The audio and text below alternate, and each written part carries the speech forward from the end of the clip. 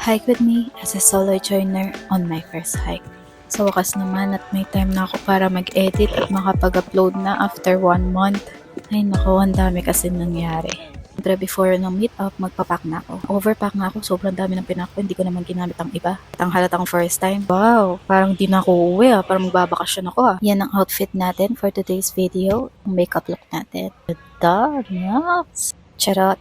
Waiting tayo sa Uncle John's. Kaya magpapa-video tayo for the transition. Ipapalik kita ng bombo.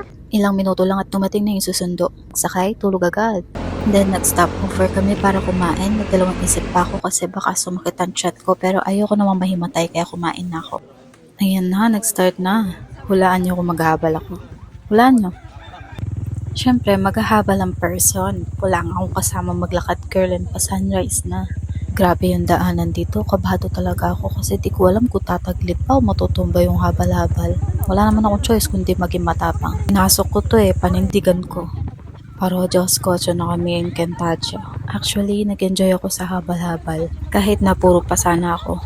Ang cute ng aso ko kasi cute ko. Char. So, nandito na nga kami dito sa starting point. Nag-start na din kami maglakad. Kabado ako dito kasi solo joiner ako. Pangtapangan ako nung nag-inquire ako. Pero nagdalawang isip yan siya bago siya nakipag-meet. Dito pa lang satisfied na ako sa view. Nasa 1/4 na ako ng pick 1 kaya wala nang backout. Panindigan na natin to. Talagang kailangan mo panindigan. Dami mo lang ginastos. Gara ng finding peace mo nakakapagod. Tapos malapit pa kay Lord. Ay talaga naman. Wala pa yata ako sa kalahati ng 1/4. Gusto ko na umuwi. Wala kang karapatang magsisi dahil inaya mo yung sarili mo. Inalam mo sa sarili mo dyan. Tapang ka, 'di ba? Sabi mo nga independent ka, 'di ba? O yan, sige. Alalahanin mo na lang yung mga ginastos mo dyan. Alam niyo ba kung ano mga motivation ko sa mga ginastos ko? Motivation at pinagpipray ko din. Di ako pwede mahimatay dito at di ako pwede madapa o maaksidente. Nakakahiya naman. Ako na nga lang mag-isa. Sumali-sali ako dito tapos mangyayari pa sa akin yun. Anyways, pakinggan niyo yung hingal ko.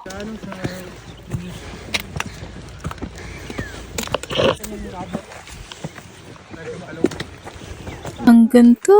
Lord, ang galing-galing mo talaga. Nakaka-amaze ka. Ang ganda-ganda. Patikim pa lang yan. Wala pa tayo sa pick 1. Grabing hingal yan, girl Parang konting-konti na lang lifeline mo No, kaya pa? Nagdidilim na yung paningin yan. Nahihimatay na yan. Yung motivation, huwag mo kalimutan Parang may naririnig ako, wait Gusto ko na mag-back out.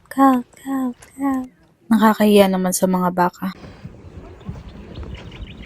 Papunta pa lang busog na yung mga mata ko sa view, kaya sulit naman talaga yung bayad ko. Di ko nga pansin na mahihain pala ako. Kung di nyo po na itatanong talaga, introvert po ako. Pero extrovert pag kailangan naman. Tama ba yun? Ang ganda talaga. Diyos mio.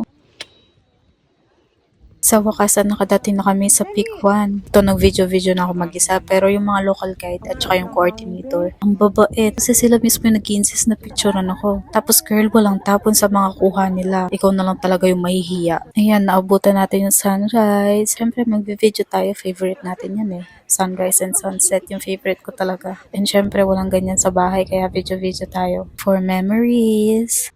Ayan, video tayo para pang screenshot. Tapos napansin siguro ng coordinator na nagbe-video ako mag-isa. Kaya nag-insist siya na videoan ako. Kaso mahihain pa ako dito. Pero nagpa-video din ako.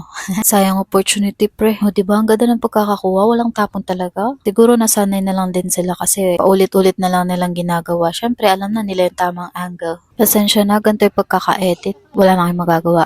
So, papakita ko na yung mga iilang photos ko from pick 1 to pick 4. Mapapansin nyo, namumutla na po ako sa pagod. Sa pick 2, coordinator kumuha din dyan. Halos sila talaga nagtig na photos and videos ko. Ayan po, pick 3. Audio hand sign pa yung tinatry ko dyan hindi kung ano-ano pa. Ito naman po ang pick 4. Ganyan na lang po kasi medyo sinumpong ang hiya. Ito naman po ang view sa pick 4. Sulit ang pagod at bayad. Kung ganito kaganda yung view, di ba? Sabi nila, kaya tinawag daw na Mount Mariklim ang bundok na to. kasi daw madilim. Yan daw po ang meaning ng Mariglem sa dialect nila. Ang Mount Mariglem po ay matatagpuan po sa bayan ng Cabangan, sa probinsya po ng Zambales. Pagkatapos po nito, pupunta po kami ng ilog kasi pagbaba daw po, meron daw po nakabang na ilog dito. Yan po, video-video tayo para may katunayan tayo sa mga nag-aabang ng post natin na nandito tayo. Kailangan natin silang bigyan ng resibo. O diba, sabi sa inyo, kahit ako mag-isa, kaya ko eh. Dahil sobrang init na papuntang summit, magbabalot na tayo ng todo. O diba, ang angas pa rin. Eme, yung lupa dito kakaiba, kulay orange. Kasakit pala maging vlogger, wala na akong balong sabihan. Tapos yak pabiyasa mag-edit, edit yam. Ay nako. Pero importante, may memories. Kaya nga Kate's Diary, diba? Kasi para sa akin lang din, para may mabalikan ako darating yung araw. Pahinga muna, wag na tayo magpanggap. Kakakapanggap kong strong ako, mamatay ako dyan. Hindi ma-justify ng camera kung gaano kaganda yung nakikita ko ngayon. Pakaganda sa personal, sobra. Alam mo yun, habang paakyat, sulit na sulit yung view. Napapa-stop over ka talaga kasi ang ganda-ganda ng view kahit saan ka umarap.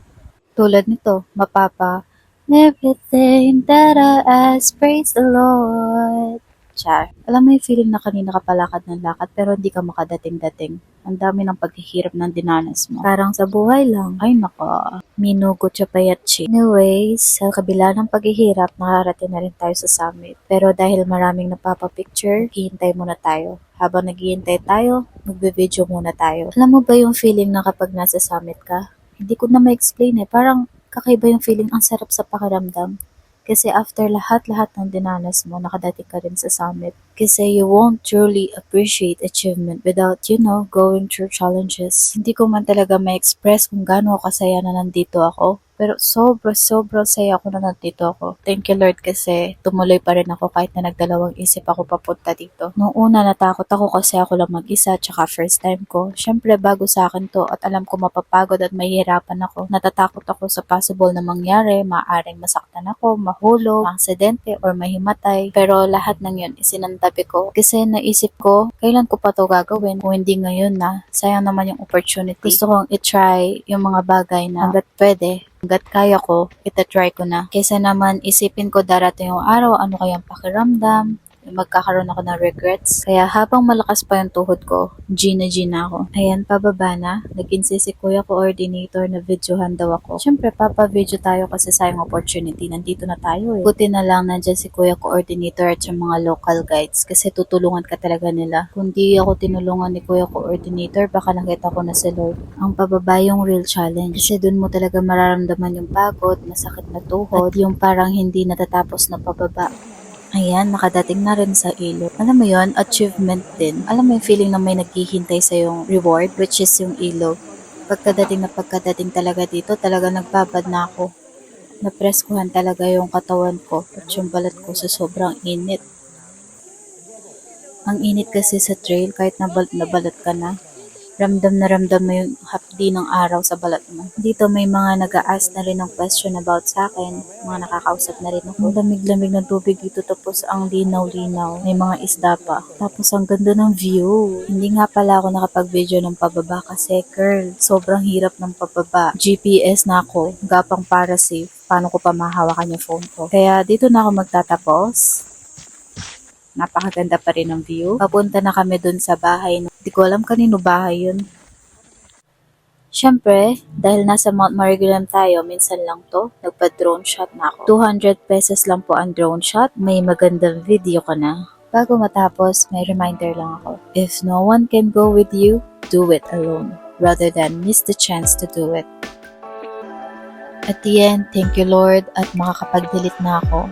Punong-puno na talaga kasi yung phone ko. See you next time!